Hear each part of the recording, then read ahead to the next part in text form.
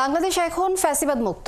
এই দেশে ফ্যাসিস্ট শেখ হাসিনাকে ফিরে আসতে হবে ট্রাইব্যুনালে আসামি হিসেবে হাজিরা দেওয়ার জন্য, ফাঁসির মঞ্চে দাঁড়ানোর জন্য বলে মন্তব্য করেছেন বাংলাদেশ জামায়াতে ইসলামের সহকারী সেক্রেটারি জেনারেল মাওলানা রফিকুল ইসলাম খান।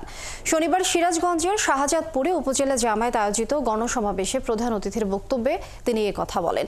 মাওলানা রফিকুল ইসলাম আরও বলেন, প্রকৃতপক্ষে বাংলাদেশের মানুষ স্বাধীনতার স্বাদ সুফল পায়নি, যার কারণে বারবার গণতন্ত্রের জন্য লড়াই করতে হয়েছে, ভাতের জন্য লড়াই করতে হয়েছে, অধিকারের জন্য বিদেশি শক্তির বিরুদ্ধে বাংলাদেশের 18 কোটি মানুষকে লড়াই করতে হয়েছে। গণসমাবেশ শেষে একটি বর্ণাঢ্য মিছিল শহরের প্রধান সড়ক প্রদক্ষিণ করে।